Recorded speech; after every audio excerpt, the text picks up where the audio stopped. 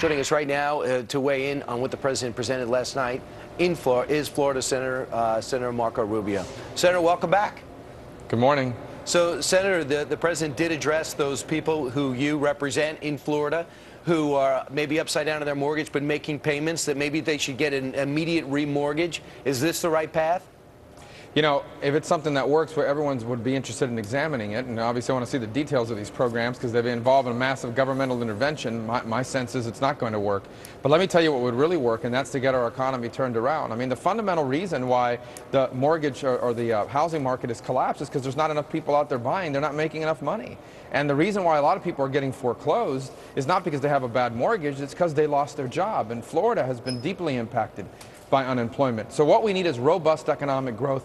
And what you didn't hear last night from the president, he didn't talk about the successes of this administration enough, because there isn't any. The fact of the matter is that he didn't, you know, usually at this point in a presidential career, you're talking about some of your accomplishments and how your ideas and plans have worked. Sure. He touched on it briefly, but he really didn't delve into it because after 3 years, he has very little he can point to. And in fact, all of these factors we're talking about are worse than they were 3 years ago. Well, he can point to the fact that, you know, he was, Senator, he was there in a room filled with Republicans, and he said, you know, these guys are all trying to keep me from getting what I think is in the country's best interest done. The president says one thing that we can do is we can raise taxes on the most successful people in the country, but in the next breath, he says we have to be fair. Is that fair?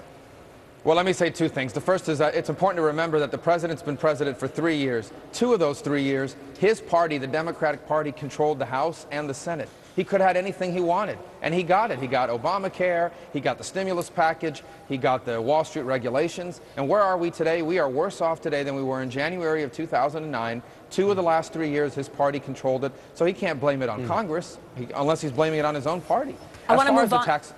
Well, let me just touch on the tax issue briefly, because you asked about that. Yeah. The tax issue is an important one. I have never seen a president pit Americans against each other like this president does. Yeah, well, and it's showing in the polls that maybe it's having an effect because independent voters now report strong feelings about a divide between rich and poor, as opposed to in 2009, they didn't even really see it as an issue at all.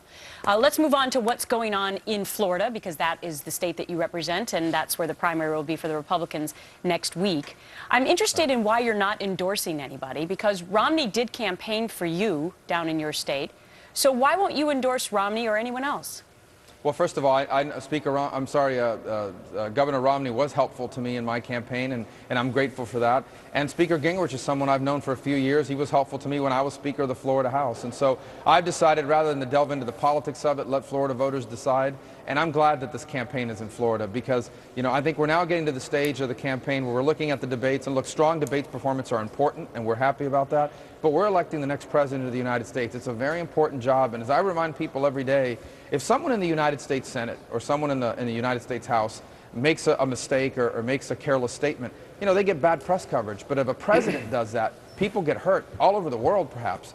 And so I think now's the time where we're starting to make a sober look at, okay, who do we want to put in charge of the most powerful military in human history, of the largest economy in human history? And I think Florida is well positioned to begin to help American people make that kind of decision. Well, if you can't get the Latino vote, you're not going to get Florida. They are estimated 1.4 million Hispanics that are registered voters in this election, and it's pretty close between Democrats and Republicans, 12.4 to 11.1. Which one of these candidates resonate currently with the Hispanic community from what you could say, Senator Rubio? Well, I think they've both made compelling arguments, and here's why. The number one issue in the Hispanic American community is, how do I leave my children better off than myself? How do I have the opportunity to fulfill my own hopes and dreams, the reasons why we came here, the reasons why our parents came here, and how do we leave our children with more opportunities than we've had? There's only one real answer to that, and that's the American free enterprise system. And that's exactly what the president is assaulting when he goes into the State of the Union yesterday and basically says that the only way that some Americans can do better is if other Americans are worse off, that we have to take from some people and distribute it to others. That's never been our heritage as a people. That's what other countries do. And by the way, that's why other people, including a lot of Hispanic Americans, have left other countries to get away from that kind of stuff. Senator, just as a quick follow-up, is the reason you're not endorsing anyone is because you may be on both of those candidates' short lists for VP? No, on the contrary, some people say you should. That way you get a head start. But no, I just think it's the right choice, and I think we have good candidates. Here's what I'm confident of, is at some point here in the next few weeks, we're going to have a nominee that's going to offer a compelling contrast to the divisive politics of Barack Obama. And Florida will have an impact big time. All right. Senator Rubio, thanks so much. Thank you, guys.